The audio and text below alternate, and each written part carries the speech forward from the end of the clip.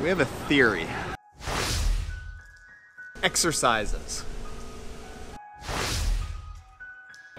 Bam! Good morning, Trainiacs. I'm gonna start out today by apologizing to your ears for what happened with the audio a couple days ago. That's kind of the thing about this daily vlogging, is you don't necessarily know if everything's gonna be perfect, because you just gotta go. You gotta turn the camera on, start shooting, just hope to hell that it's set up right.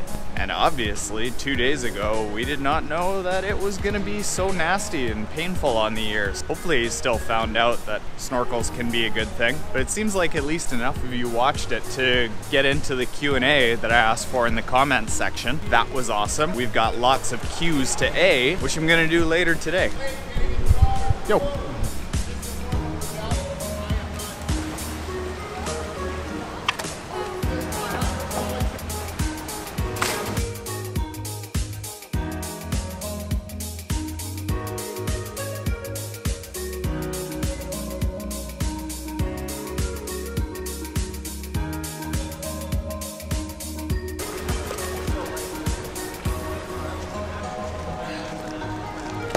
Coach Pat's doing something like a 4,000 or 5,000 meter set. I am not. I might come back and swim tonight. We have a theory. I'll tell you about it in a second.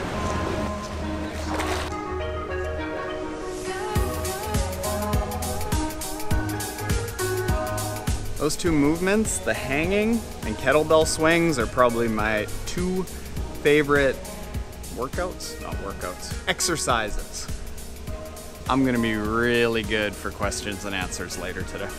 So Coach Pat's theory about the long swim training is a little bit different than what we've done in the 2 previous marathon swims that we've done. Before, we've always had one big swim a week that gradually just gets longer and longer, and what I think he wants to try, Friday morning, a Friday night, and a Saturday morning swim, and slam that all within about a 24 to 27 hour window. Figures that that'll be a good way to approach the long swim. Now personally, I have a little bit of a concern about that because of something that cropped up in the last long swim. Around like 9K, my cheeks started getting insanely sore. So I'm thinking more along the lines of having quite a few longer swims, getting up to that 9K plus to see how my face reacts, or if it's toughened up because I've been blowing bubbles for another few years.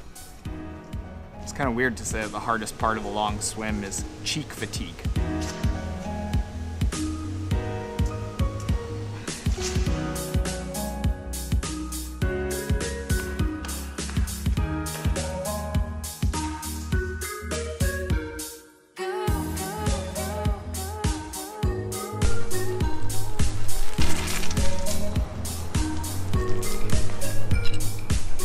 How cool was that? A dude from a local bike shop just lived in the area and set up a little bike stand.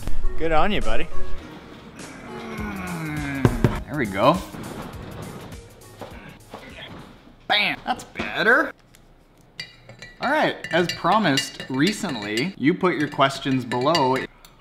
And right now, I am going to answer the most common triathlon questions that I get on the channel by you. Eric Barone asks, when you're going into T1, do you already have your shoes clipped into the pedals? What's the setup to do that? How hard is it to get into shoes while riding? 99% of the time, yeah, you should have your shoes clipped into the pedals, and you do that just by pressing them in. If you want to step it up a notch, you can take really thin rubber bands, and most triathlon shoes have a hook on the back of the heel, like back here. You take an elastic and you run it through that, and then you attach it up to the down tube. That's like the horizontal, no, the seat stay. So you wrap it around that, open your shoes nice and wide, and then whoop. Oh, I've got this a few times recently, and this is by my buddy Pasco Warner. My question is how to deal with illness during a training program for an event. If it's a head cold and your body feels okay, keep training. If it's a body cold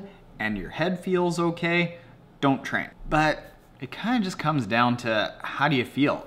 Even if it's a head cold and your body feels okay, if it's gonna feel like dirt going out there and continuing to train, you don't need to train. Caitlin B asks, a ketogenic lifestyle and triathlon. There's a lot of merits to the ketogenic lifestyle. Teaching your body how to burn fat as fuel is a good thing because you'll be leaner. It's a more accessible source of energy. And the ketogenic lifestyle, for those of you that don't know, is it comes from restricting carbs in your body to a point that you're burning a ton of fat.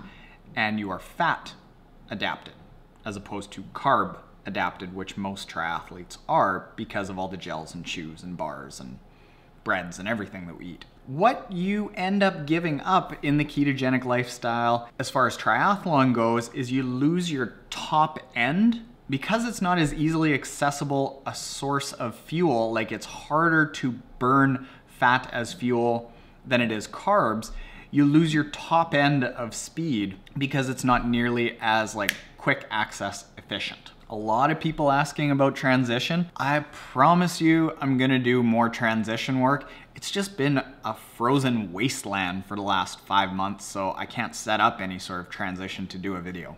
It's on my to-do list. Yori Vandeweyer asks, how can I test what my actual race pace is for the running part before the race so I don't start too fast, or should I just rely on how I feel on that specific moment? My answer then and my answer now is train, train, and train some more. The more you train, the better you're gonna be able to feel what your body is capable of, and the closer your training gets to the race, the closer your training should get to how you intend to race. So they're kind of like little mini race simulations leading up to the race to figure out what your race pace should feel like.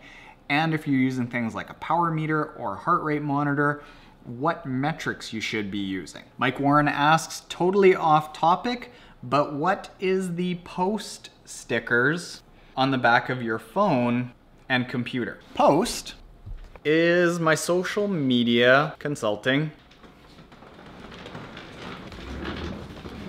an ad agency. That's where I did the Skechers review the other day. Whoa! I started Post on September 1st of 2016, so we're like a startup. We have a lot of fun here. And Triathlon Taren is part of what our ad agency does.